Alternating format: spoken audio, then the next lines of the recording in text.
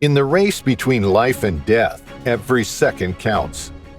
Michael knew this. He was a firefighter, and almost every mission he was involved in was against the clock.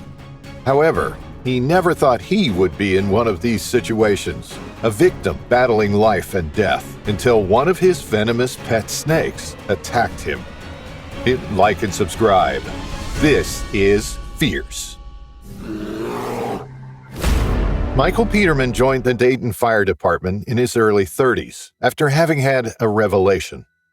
He was sick of going from one meaningless job to another. Since he could remember, he had an inclination to help people. He was reliable, dedicated, and brave, so the only logical option was to become a firefighter. Peterman quickly established himself as one of the most hardworking firefighters in the station. No one could question his work ethic and devotion to helping the people of Dayton, Ohio. He had the fire department's core values embedded in his soul: pride, courage, commitment, discipline, and service. Throughout his career, Michael participated in numerous rescue operations, battling fires and responding to emergencies of all kinds. His ability to remain calm under pressure and his quick decision-making skills were invaluable assets in the field. Peterman's leadership qualities did not go unnoticed. He mentored younger firefighters, sharing his knowledge and experience with the next generation.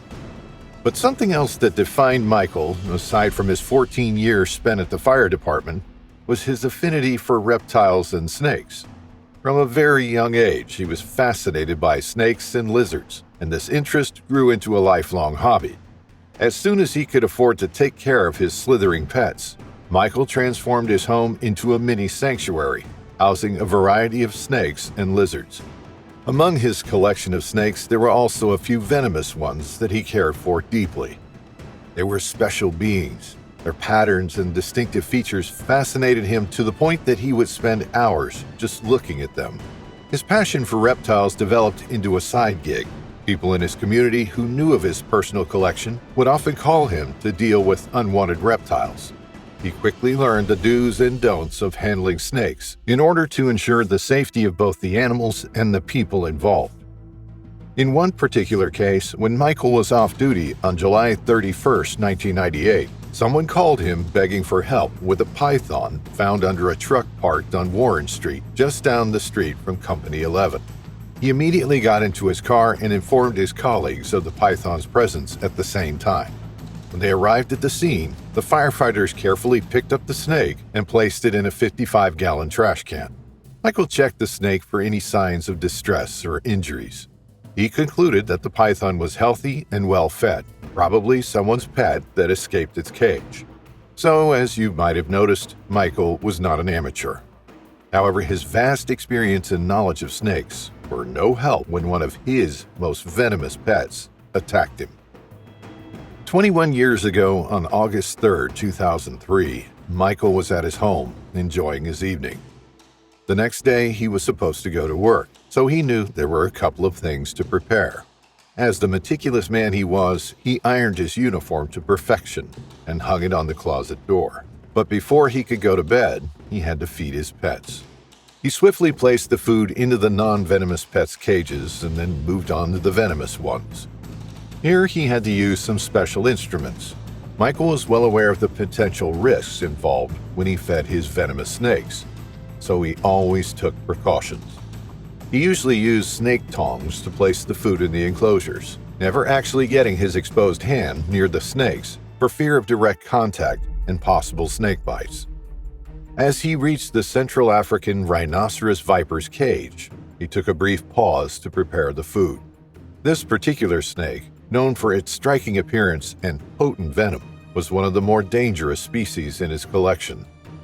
The Central African Rhino Viper is a spectacular snake, notable for the horn-like scales above its nostrils, which give it its name. Native to the tropical forests of Central and West Africa, these snakes can grow up to 4 feet in length. They are less aggressive than some of their relatives, such as the Gaboon viper, but are still capable of delivering a deadly bite. While the Rhino Viper is not typically aggressive, it can strike quickly if it feels threatened or is hungry. Its potent venom and long fangs make it a formidable predator. Interestingly, when agitated, the Rhino Viper can inflate its body to nearly double its size, a behavior likely meant to intimidate potential threats. On that fateful Sunday night, a second of negligence cost Michael his own life. While placing the snake's food inside its enclosure, he accidentally bumped the cage. Although he knew all the safety protocols he absolutely had to follow when being near a venomous snake, he still hit the cage with the snake tongs. This seemingly insignificant action startled the snake, which was already on high alert due to the presence of food. The viper, now agitated, perceived the man's hand as a threat. Without a second to react and retract the tongs to close the cage door, the snake struck his hand with alarming speed. The attack was swift and brutal. The Rhino Viper's long fangs sank deep into Peterman's hand, delivering a dangerous dose of venom. For Peterman, the effects of the venom were immediate and devastating. Somehow, Michael managed to close the cage door and ran upstairs to the closest phone. His condition was quickly declining, but he knew he had to call for help.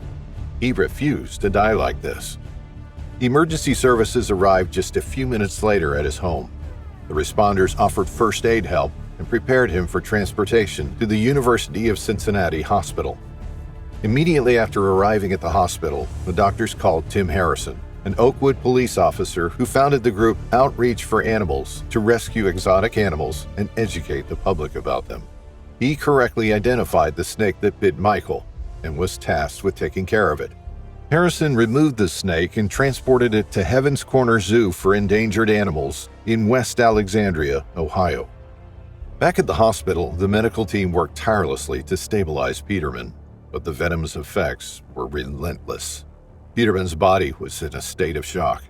The venom of the Rhino Viper attacked Michael's circulatory system. It caused extensive tissue damage and eventually led to severe internal bleeding. But the medical team at the University of Cincinnati Hospital faced another challenge. The antivenom Michael required for his Rhino Viper bite is extremely rare and difficult to obtain in the United States. Numerous phone calls were made to different hospitals in the country, but not a single one confirmed they had the antivenom. Eventually, after a frantic search, Michael's doctors found the antivenom at a hospital in Miami-Dade County, Florida. Michael's only job was to stay alive, just in time for it to arrive. The time required to transport it to Cincinnati proved too long, however. Michael was pronounced dead at 3:17 p.m. the following Monday, just minutes before the antivenom reached the hospital. His family, friends, and colleagues at the Dayton Fire Department were in shock. In the 14 years that Michael served the Dayton community as one of his firefighters, he never showed a moment of carelessness. He was always prepared, and sometimes too cautious. But at the end of the day, his death was simply a terrifying accident. Although beautiful and fascinating, these creatures are also incredibly dangerous, especially when hungry.